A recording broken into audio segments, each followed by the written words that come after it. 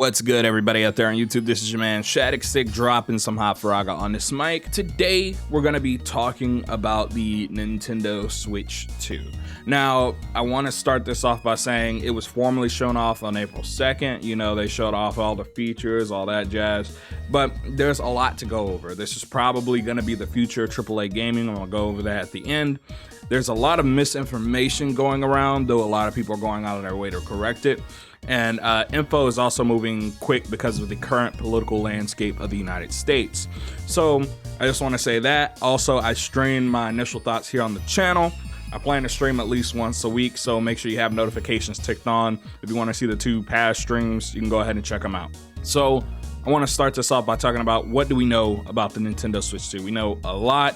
It has 4K 60 output because it's HDMI 2.0, not 2.1. It supports VRR via G-Sync, which is a big deal. And it has a 1080p, 120Hz VRR HDR display, alongside having Joy-Cons that function as mice, and the price being $450. Now, I wanted to debunk for some information floating around out there before I just go in and talk about really the truth behind the Nintendo Switch 2. Nintendo has kind of ripped the band-aid off and it's selling some titles for $80. There are no $90 games though. And in the United States specifically, those games are the same price as they are digitally. There's no 90-80 physical split. I think that's like for Europe or something like that, and I think that might be because of European laws. Someone correct me if I'm wrong, but as far as I know, I think that's the only place like that, or the UK or something like that. Next one, the Nintendo Switch is not as powerful as a PS4, or about the same power profile as a PS4. It is more powerful. People are using quotes from Digital Foundry out of context, and I think that's a really big deal. And that's kind of one of the biggest ones going around. Also, the $450 price point is not because they were factoring in tariffs. Based off of the gameplay we've seen and the specs that we know, it's likely that the bill of materials is just way higher than it was in the past, especially when you adjust for inflation. I think the current Switch technically should be like $380. So this is probably the cheapest they could get it down to, and it's more than likely that this is one of the first times in a while that Nintendo is taking a hit on hardware because they're going to rely on software sales to save them in the end, which is the traditional console model. They just haven't been following that since I think the Nintendo Wii. Also, Switch 2 versions of games are Switch 2 cartridges. They are not Switch 1 carts with a code to upgrade to the Switch 1 version. They are Switch 2 cartridges. So, you know, that Switch 2 edition of Breath of the Wild or Tears of the Kingdom will be the Switch 2 cartridge with all the data on the cartridge. And also I have to say this, regular game carts still exist. Game key cards exist to differentiate games that require you to download the game from Nintendo servers versus games that come completely on the cart. Think about Call of Duty. If you've ever bought a COD physically in the past like 3 to 4 or even 5 years, the disc basically only functions as a download key and authenticator. Otherwise, the disc is useless without the internet.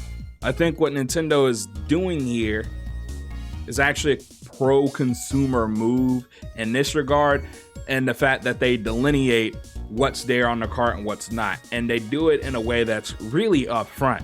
In comparison to many other companies, I think Sony only requires you in very small text on the box to say internet access required. And I think Microsoft doesn't do shit really to, denote that at all. And the last one, which is pretty minor, the Switch Online controller for GameCube will likely work outside of Switch Online. There's some text saying, oh, this only works within Switch Online, blah, blah, blah. And that's because technically it is only fully functional in Switch Online. They can't guarantee for every game that it'll work. This is something that all of the Switch Online controllers have, but you can use it outside of Switch Online, as far as I know. It's just Nintendo's wording on the product is really, really bad. So my thoughts. I want to go over the bad, first of all. The price going up for games is just objectively bad, especially in this economy.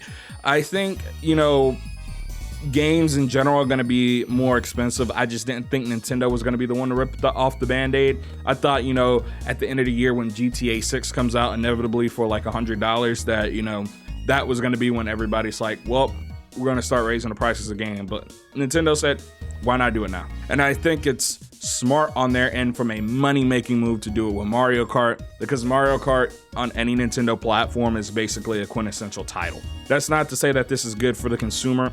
I personally hate it, and especially in a state where the sales tax is basically like 8%, this makes games functionally $90 for me. Which, if you're watching this from outside of the US, sales tax is not incorporated into the price of a good. So, you know, depending on where you live, whether it be city, county, state, municipality, whatever, sales tax can be different. I could go a city over and technically sales tax could be different. Gotta love America.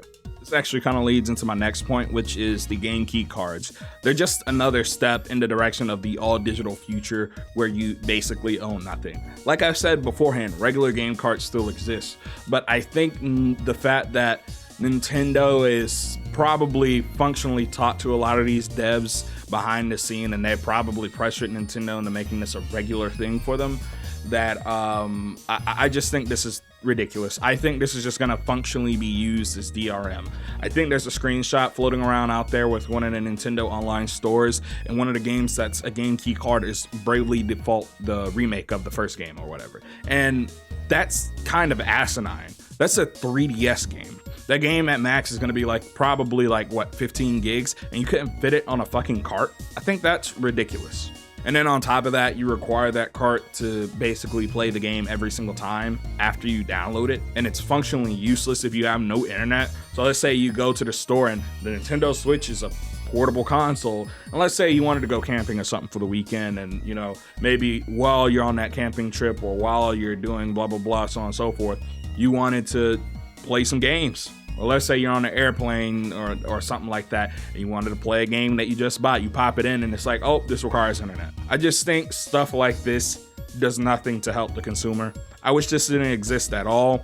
Nintendo's not the first one to do this. This is already kind of commonplace in games nowadays, but I think it's asinine that, you know, it just exists. I do like that Nintendo's denoting it on the front of the, you know, cartridge or on the case, and they're doing it in a very big and obvious way, because otherwise I don't think people would have known or said anything about this otherwise.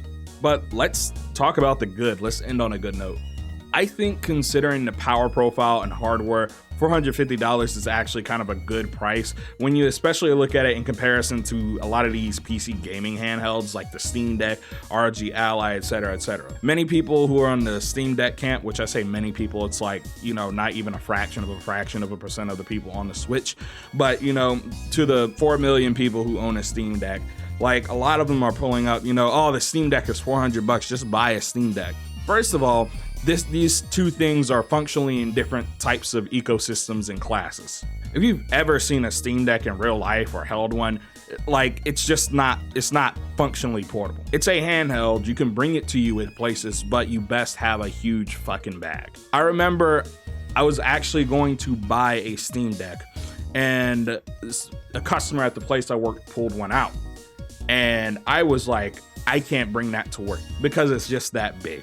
Because at that point, I might as well just bring my laptop and bring a controller. That's all I'm saying. It's not to dunk on the Steam Deck or any of these other PC gaming handhelds. It's just to say that it is unwieldy in comparison, and it's also just targeting a completely different demographic. PC gaming, as far as it goes, is I think almost completely separate from console gaming outside of like multiplayer games. It's just the people who play games on PC or playing games on PC are playing them for different reasons than they play it on console. I'm speaking as someone who plays on every platform. When I play a game on PC, I'm not playing it necessarily because I think I'm gonna get the greatest experience on PC. Sometimes it is because of that. That's why I used to play Fortnite on PC, because it's a competitive game. But outside of that, I play games where I buy them, where I think they're the cheapest, and where, you know, I just think I'll enjoy them the best. But I mean, this thing is putting up numbers. I mean, it's running Cyberpunk 2077 in handheld mode at 30 FPS, and there's, you know, according to CD Projekt Red, it's supposed to be a 40 FPS performance mode. And when you account for things like VRR and 120 hertz display, it's gonna be very, very smooth. Like, the Switch one is notable for having a lot of games that don't have super stable frame rates, or sometimes the FPS cap is broken, most notably games at 30 FPS, which usually will sometimes just run at 31 FPS or 29 and not 30. A VRR display would kind of fix a lot of those issues. And then on top of that, it's HDR, so you already know it's going to be super bright, vibrant. It's not OLED, but I would take 120 hertz VRR and HDR over just having a bog standard 60 hertz OLED. And then on top of that, it's 1080p. I just think that's insane. And then on top of that, Nintendo's keeping everything that functionally worked for the Switch 1 and tossing out everything that didn't. From what we heard from a lot of people that have gone to the Nintendo Switch events, the Joy-Cons just feel more substantial. They feel good in the hand, and they don't feel like they're gonna, just slide out of the handheld. They feel pretty tight, and the Switch 2 feels like a complete unit, whereas the Switch 1, it wobbles. Like, even with these third-party Joy-Cons, it doesn't feel like a whole unit. Based on the way a lot of things in gaming are going, which is especially like the mobile handheld sector, I mean, Nintendo with the Switch 1 kind of revitalized the whole handheld sector, so much so that it made PC gamers realize that they kind of wanted something like that. But that's just to say that there's a whole new sector of gaming handhelds coming. Microsoft is supposedly making a gaming handheld. Sony has been questioning people on whether they would like to see, handheld PlayStation again. I think this thing is gonna usher in the next, step in AAA gaming. It may not be as powerful as the PS5, but a lot of the footage we've seen has been comparable. Hell, some of it looks better than even stuff like the Xbox Series S. If you've seen the Street Fighter footage that's been going around and people have been zooming in, the Series S looks super blurry and the Switch doesn't. The Switch also has like the muscle and skin deformation tech that game has, and the Series S looks like it doesn't. This is not to say that everything about the Switch 2 is positive, but I think in general, a lot more people, especially those with jobs and a lot of responsibility, much like myself, would like to be able to take gaming out of the living room or away from their desk every once in a while, because it allows you to play your games in more ways. It just allows you to be a lot more flexible and not limit your gaming time to just coming and sitting at your desk and playing it, or to, just going to the living room. One of my favorite examples I like to use is Nier Automata. I think I only have like 2 endings left, but most of my gameplay for that game has been in portable mode. And that's because the only way I could play it was I would play it, every 30 minutes or so, or I would play it at work during my little half-hour break, and that was the only way I was able to play it. I just think it's ridiculous that people have done things like taken Digital Foundry out of context when they're talking about it being comparable to a PS4. I think a lot of the times they're really talking about handheld gameplay, and they're talking about raw numbers as far as like teraflops and stuff go. I just think it's kind of, I don't know. Asinine, so much information got out so quickly, but I do partially blame Nintendo for that. I feel like a lot of the information we have that people view negatively should have just been in the Direct, because honestly, without that information, that Direct is honestly the best Direct they've ever had. But I don't know, how do you guys feel about this in that comment section down below? I'm excited for the Switch, I'm just not excited about certain things for it, like the increase in game prices, which we've just seen over the past 3 or 4 years, the increase to $70. The economy is getting worse, objectively, especially in the United States. A lot more people are not able to afford things because everything is getting more expensive. And I really feel like Nintendo probably could have bit the bullet on $80 games and just stuck it with 70, and people would have been at least okay. Especially because their games never drop in price. But this has been your man Shattuck Stick. Don't forget to comment, like, and subscribe to Jet Set Shattuck. Links as always are down below in the description. Follow your boy on the Elon Musk app, Discord, and also I have a Blue Sky. I'm starting to use it again, so if you want to follow me there, follow me there. But remember, Hot Faraga turns to Cold Bazaga. Chill out some of my other videos. Peace, and have a good one.